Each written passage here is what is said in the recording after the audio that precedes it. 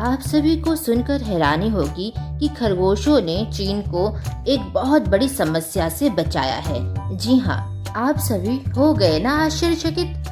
आप सभी को लग रहा होगा कि खरगोश तो इतना छोटा जीव है, इतना छोटा जानवर है, आखिर वह चाइना की क्या ही मदद कर सकता है। तो मैं आपको बताना चाहूंगी कि लगभग 12 लाख खरगोश चाइना ने अपने रेगिस्तान में छोड़ा था और इसका क्या कारण है और चाइना ने आखिर ऐसा क्यों किया और खरगोश ने चाइना की किस तरह से मदद की, चलिए आगे जानते हैं इस वीडियो में। चाइना में कुछ सालों से एक चीज नोटिस की जा रही थी कि उनका जो डेजर्टिफाइड लैंड है, जो रेगिस्तान का जो एरिया है, वो हर साल एक्सपैंड हो रहा था, बढ़ते जा रहा था, जो कि एक गंभीर समस्या थी। यह तो आप सभी को पता है कि चाइना की कितनी बड़ी पॉपुलेशन है और उसमें अगर चाइना के एरिया में अगर रेगिस्तान अगर एक्सपैंड कर रहा है और बढ़ रहा है तो एक यह खतरे की बात है, क्योंकि ऐसे में बहुत सारे लोगों को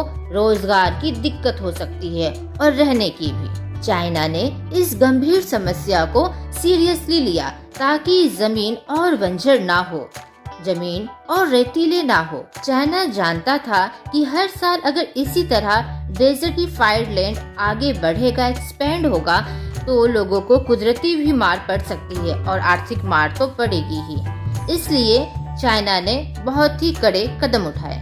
उन रेतीली जगहों को हरियाली में परिवर्तित करने के लिए, बदलने के लिए एफॉरेस्टेशन इम्प्लीमेंट किया गया, परंतु उतना काम नहीं आया। तब चाइना के फेमस साइंटिस्ट कियान जुइजेन का कहना था कि यहाँ पर सिर्फ पेड़ पौधे घास ना लगाकर अगर हम इस रेतीले जगह को, इस डेजर्ट को अगर एक इकोसिस्टम में बदल दे तो यह बहुत ही बड़ा एक इम्पैक्ट छोड़ेगा।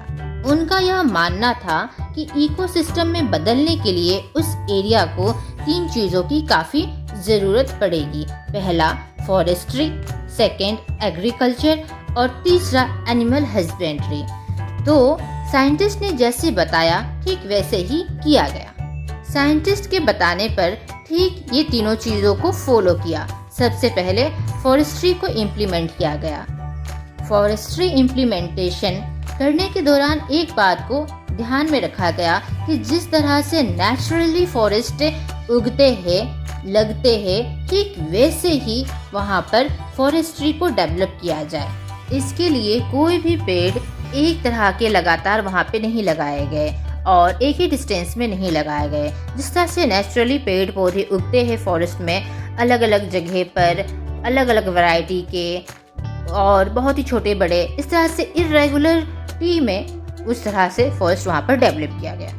सेकेंड चीज, साइंटिस्ट कियान ने कहा था कि एग्रीकल्चर को भी इम्प्लीमेंट करना है इस इकोसिस्टम के लिए।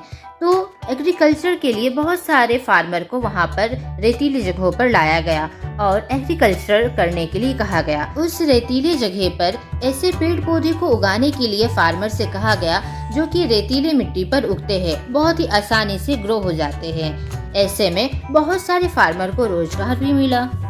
फार्मर ने यह सुनकर ऐसे ही चीजों को उगाना शुरू किया जो कि बहुत ही कम पानी में उग जाते हैं।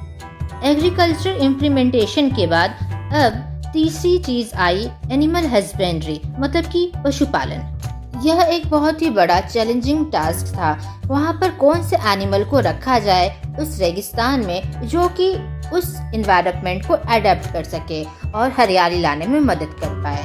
तब चाइना के साइंटिस्ट ने यह डिसाइड किया कि वहाँ पर रैबिट को छोड़ा जाए।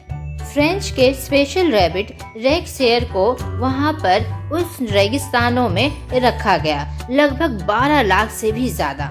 और यह डिसीजन साइंटिस्टों का काफी सही साबित हुआ। खरगोशों की देखभाल वहाँ के फार्मर ही किया करते।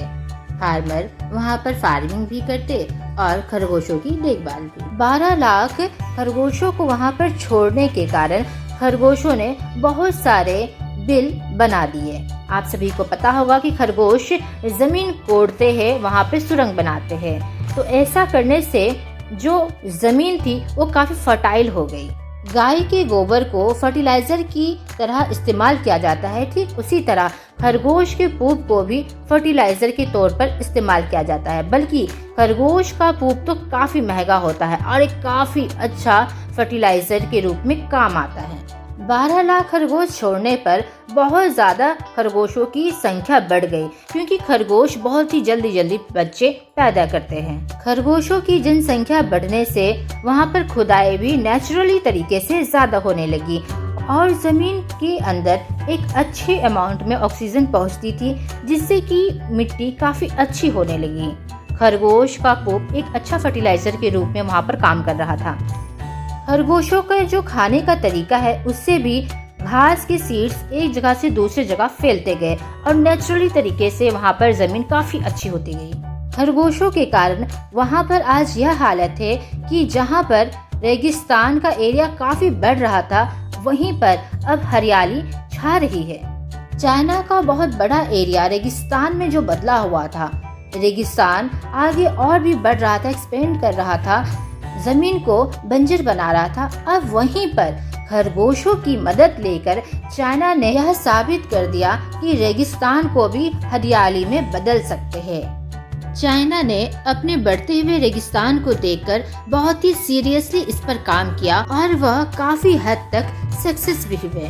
चाइना की इस चीज को हम सभी को सलाम करना चाहिए। चाइना से हम सभी को सीखना चाहिए और इस टेक्निक को अपनाना चाहिए, क्योंकि अधिकतर हम लोग देख रहे हैं कि फॉरेस्ट कटने से बहुत बड़ी समस्या आन पड़ रही है और इस टेक्निक को अपनाकर हम लोग भी अपने बंजर जमीन को हरियाली में परिवर्तित कर सकते हैं। वो एक चीज कहते हैं ना, जो अच्छी चीज होती है उसे तुरंत अपना लेना चाहिए। तो देखा दोस्तों, छोटा सा जीव और बड़ा कमाल, खरगोशों ने चाइना को बहुत बड़ी मुसीबत से बचा लिया है।